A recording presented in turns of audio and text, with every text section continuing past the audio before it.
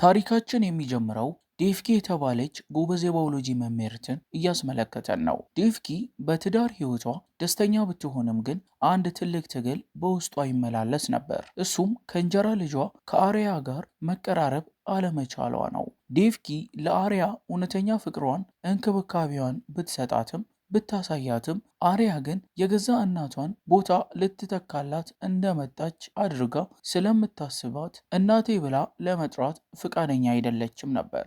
ሁል ጊዜም በመካከላቸው የራቀ ግድግዳ አለ። አርያ በትምህርት ቤት ውስጥ ቆንጆና ተወዳጅ ልጅ ስትሆን ሞሂት የተባለ አብሯት የሚማር ልጅ በድብቅ ይወዳት ነበር። የሞሂት ጓደኛ የሆነው ጃጋን የተባለው ተማሪ ደግሞ አርያን ለማጥመድ በክፉ ዓይን ይከታተላት ነበር። አንድ ቀን በትምህርት ቤቱ ተማሪዎች አማካኝነት ትልቅ የቅዳሜ ምሽት ፓርቲ ይዘጋጃል። አርያ ወደዚህ ፓርቲ ለመሄድ በጣም ትጓጓለች። መጀመሪያ ላይ ዴቭኪ ነገሩ ስላላማራት ልትከለክላት አስባ ነበር። ነገር ግን ከአርያ ጋር ያላትን ግንኙነት ለማለስለስ ስትል አባቷ ፈቅዶላት እንድትሄድ መንገዱን አመቻቸችላት። ፓርቲው ላይ አርያ ከጓደኞቿ ጋር እየጨፈረች በጣም ተደስታ ሳለ እነ ጃጋን እየጠጡ ይረብሿት ጀመር። ጃጋን ሰክሮ ወደ አርያ በመጠጋት ሊያቅፋት ይሞክራል። በጓደኞቹ ፊት ያዋረደው ጃጋን በውስጡ ከፍተኛ የቂም በቀል ውስጥ ይገባል። ምሽቱ አልቆ ፓርቲው ሲበተን አርያ ወደ ቤት ለመመለስ መንገድ ላይ መኪና እየጠበቀች ብቻዋን ትቆማለች። በዚህ ጊዜ ጃጋን ጓደኛው ሞሂት፣ የጃጋን አጎትና ሹፌራቸው በጥቁር መኪና አድፍጠው ይጠብቋት ጀመር። አካባቢው ጭር ማለቱን አይተው አርያን በኃይል አፍነው ወደ መኪናው ውስጥ አስገቧት። መኪናውን አራቱም ወንዶች በአርያ ላይ ተራ በተራ እጅግ ዘግናኝ የሆነ አስገድዶ መድፈር ወንጀል ይፈጽሙባታል። አርያ ብትጮህም ብትማጸንም የሚሰማት አላገኘችም ነበር። በመጨረሻም አካሏ ተጎድቶ ራሷን ስስት የሞተች መስሏቸው መንገድ ዳር ባለ የቆሻሻ የፍሳሽ ማስወገጃ ቦይ ውስጥ ጥለዋት ይሄዳሉ።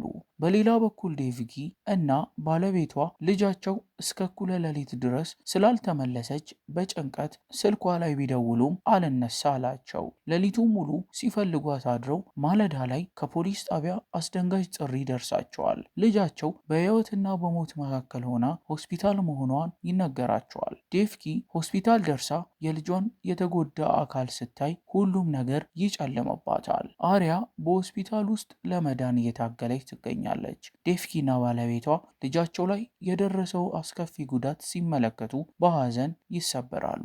ሆኖም ዴቭኪ ልጇ ነግታ ሁሉንም ነገር እስክትነግራት መታገስ አልቻለችም ነበር። አርያ ከጥቂት ቀናት በኋላ ራሷን ስታውቅ ይህንን ያደረሱባትን አራቱን ወንጀለኞች ጃጋን፣ ሞሂት፣ የጃጋን አጎትና ሹፌሩን በስምና በምልክት ለፖሊስ በግልጽ ትመሰክራለች። ፖሊስም ወዲያውኑ አራቱንም ተከሳሾች በቁጥጥር ስር አዋላቸው። በዚህ ጊዜ ፍትህ የምታገኝ መስሏት ለዴቭኪ ትንሽ ተስፋ ይታያታል። ነገር ግን ነገሮች ወደ ፍርድ ቤት ሲያመሩ ታሪኩ ሙሉ ለሙሉ ይገለባበጣል። ወንጀለኞቹ ባለሀብትና በሕግ ባለሙያዎች የሚረዱ በመሆናቸው ፍርድ ቤት ላይ ታሪኩን ማጣመም ይጀምራሉ። ተከሳሾቹ ፓርቲው ላይ አርያ በጥፊ ስትመተው የሚያሳየውን ቪዲዮ በማጥፋት ይልቁንም አርያ ራሷ ፈቅዳ መኪና ውስጥ እንደገባችና ወንጀሉ የተፈጸመው በእነሱ ሳይሆን በሌላ አካል እንደሆነ አድርገው ይከራከራሉ። በተጨማሪም ወንጀሉ በተፈጸመበት መኪና ውስጥ የነበረው የደም እና የዲኤንኤ ማስረጃ በሙስና ምክንያት እንዲጠፋ ያደርጋሉ።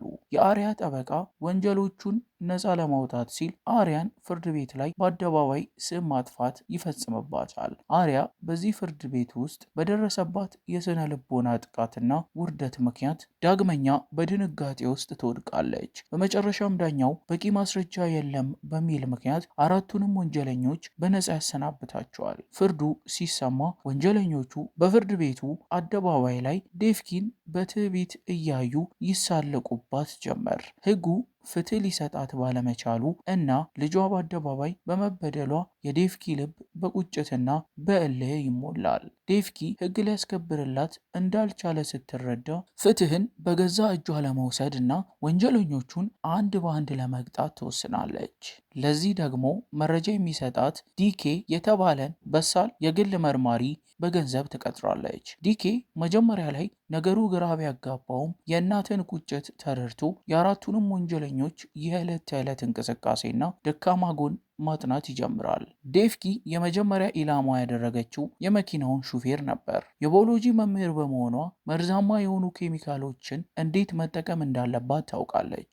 ሹፌሩ የሚጠጣው መጠጥ ላይ ስውር መርዝ በመጨመር ሙሉ በሙሉ አካሉ ሽባ እንዲሆን ታደርገዋለች። ሹፌሩ መናገርም ሆነ መንቀሳቀስ ባይችልም አእምሮ ግን ሁሉንም ነገር ያስባል። ዴቭኪ ሆስፒታል ድረስ ሄዳ በጆሮ ላይ ይህ የቅጣት መጀመሪያ ነው ስትለው ወንጀለኞቹ መታደን እንደጀመሩ ይገነዘባል። ቀጥላ የጃጋንን አጎት ለማጥቃት ትዘጋጃለች። እሱ በሃይማኖታዊ በዓል ላይ ስጋ በሚገዛበት ወቅት ዴቭኪ ወደ ስጋ ቤት ሄዳ በስጋ መቁረጫው ቢላ ላይ በድብቅ ካንሰር አምጪ የሆነ የኬሚካል መርዝ ትቀባበታለች። በዚህ ምክንያት ሳይታወቅበት በከባድ የውስጥ ደም መፍሰስና በሽታ ይጠቃል። በተመሳሳይ ሰዓት የወንጀሉ መርማሪ የነበረው ፖሊስ በወንጀለኞቹ ላይ እየደረሰ ያለው አደጋ ተራ አጋጣሚ እንዳልሆነና አንድ የጀርባ እጅ እንዳለ መጠርጠር ይጀምራል። መርማሪ ማቴው ወደ ዴቭኪ ቤት በመምጣት ፍንጭ ለማግኘት ይሞክራል።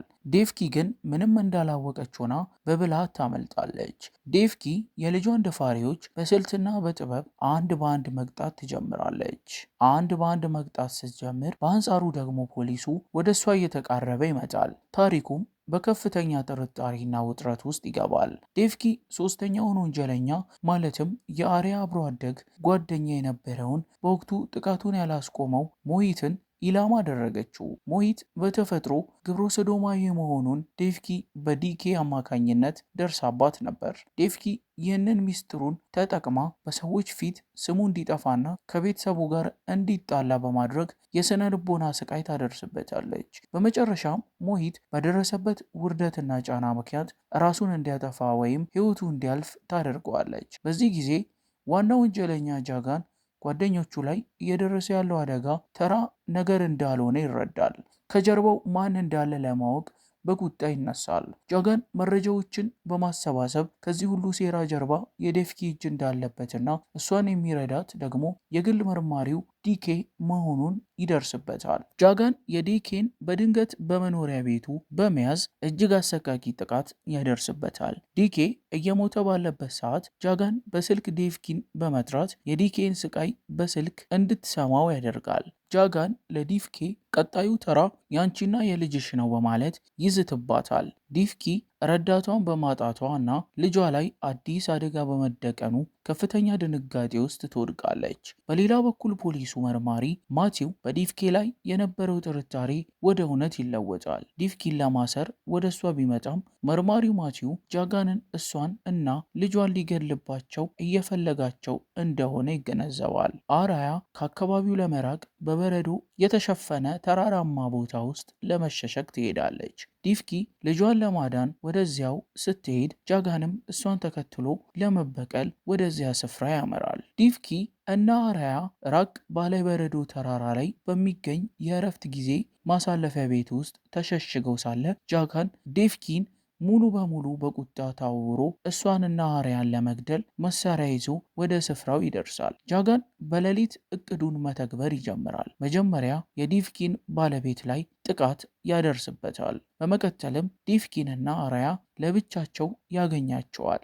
አርያ ጃጋንን በድጋሚ ስታየው በከፍተኛ ድንጋጤና ፍርሃት ውስጥ ትወድቃለች። ጃጋን ዲቭኪን እያሰቃየ ሊገድላት ሲሞክር ዲቭኪ ግን በልጇ ላይ ዳግመኛ አደጋ እንዳይደርስ የእናትነት የመጨረሻ አቅሟን አውጥታ ትከለክለዋለች። በዚህ የጭንቀት ሰዓት መርማሪ ፖሊሱ ማቲው ቦታው ላይ ደርሶ ጃጋንን በመሳሪያ አስቆሞ በቁጥጥር ስር ያውለዋል። ማቲው ጃጋንን ይዞት ሊሄድ ሲል ጃጋን በትዕቢት ፈገግ እያለ ለዲቭኪ አሁንም ቢሆን ሕጉ ምንም ሊያደርገኝ አይችልም፣ በዋስ ወጣና ተመልሼ መጥቼ እገድላቸዋለሁ እያለ መዛት ይጀምራል። ይህንን የትዕቢት ቃል የሰማው ፖሊሱ ማቲው ሕጉ በድጋሚ ፍትህ እንደማይሰጠው ይረዳል። እሱ ራሱ ፖሊስ ቢሆንም የዲቭኪን ቁጭት ይጋራል። ስለዚህ ማቲው የያዘውን ሽጉጥ አውጥቶ ለዲፍኪ ይሰጣታል። ዲፍኪ መጀመሪያ ላይ ብትደነግጥም ልጇ ላይ የተፈጸመው ግፍና የሟቹን የዲኬን ስቃይ እያሰበች ሽጉጡን ትቀበለዋለች። ጃጋን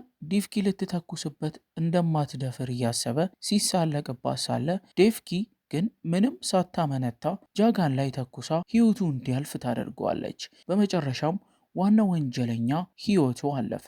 ጃጋን ከወደቀ በኋላ አርያ በድንጋጤ ውስጥ ሆና እናቷ ያደረገችውን ሁሉ በዓይኗ ትመለከታለች። ዴፍኪ ልጇን ለማዳን ስትል ነፍሰ ገዳይ እስከ መሆን የደረሰችበትን የፍቅር ጥግ የተረዳችው አርያ እስከዛሬ የነበራትን ጥላቻና ቂም ሁሉ ትረሳዋለች። ወደ ዲፍኪ እየሮጠች በመሄድም ልትጠራት ያልፈለገችውን ያንን ስም ለመጀመሪያ ጊዜ አውጥታ እናቴ ብላ እቅፍ አድርጋ አለቀሰች። ፊልሙ ፍትህ መገኘቱንና የእናትና የልጅ እውነተኛ ትስስር መፈጠሩን በሚያሳይ ስሜታዊ ትዕይንት ይጠናቀቃል። ቻናሉን ላይክ፣ ሼር፣ ሰብስክራይብ በማድረግ አዳዲስ አጓጊ ፊልሞች እንዲደርሷቸው አድርጉ።